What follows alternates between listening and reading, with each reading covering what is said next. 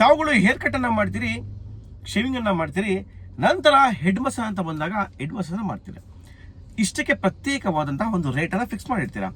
ಆದರೆ ನೀವು ಈ ಮೆಟ್ಟಿಗೆ ತೆಗೆಯುವಂತಹ ಒಂದು ವಿಚಾರದಲ್ಲಿ, ಅಂದರೆ ಕತ್ತನ್ನು ಮೆಟ್ಟಿಗೆ ತೆಗೆಯುವಂತಹ ಒಂದು ವಿಚಾರದಲ್ಲಿ ಎಕ್ಸ್ಟ್ರಾ ಚಾರ್ಜಸ್ ಅಂತೂ ಯಾರು ಮಾಡಲ್ಲ. ಏನೋ ಒಂದು ಮೊದಲಿಂದ ಕಲ್ತಕ್ಕಂಥ ಒಂದು ವೃತ್ತಿ, ಒಂದು ಕತ್ತನ್ನ ಮೆಟ್ಟಿಗೆ ತೆಗೆದಂತಹ ಸಂದರ್ಭದಲ್ಲಿ ಒಂದು ಸ್ವಲ್ಪ ರಿಲ್ಯಾಕ್ಸ್ ಆಗುತ್ತೆ ಅನ್ನೋ ಒಂದು ಹಿತದೃಷ್ಟಿಯಲ್ಲಿ ನೀವು ಮೆಟ್ಟಿಗೆನ ತೆಗಿತೀರಾ. ಆದರೆ ಇದು ಬಹಳ ಸೂಕ್ಷ್ಮವಾದಂತಹ ಪ್ರದೇಶ. ಯಾಕೆಂದ್ರೆ ಈ ಬೆನ್ನು ಅಂದ್ರೆ ಬೆನ್ನಿಂದ ಈ ಕುತ್ತಿಗೆ ಭಾಗದಲ್ಲಿ ಒಂದು ಮೂಳೆ, ಬಹಳ ಸೂಕ್ಷ್ಮವಾದಂತಹ ಒಂದು ಮೂಳೆ ಹಾದು ಹೋಗುತ್ತೆ.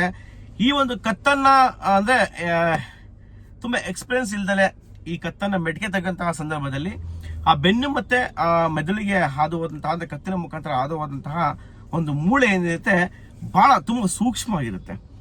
ಈ ಕತ್ತನ್ನ ಮುರಿದಂತಹ ಸಂದರ್ಭದಲ್ಲಿ ಅದು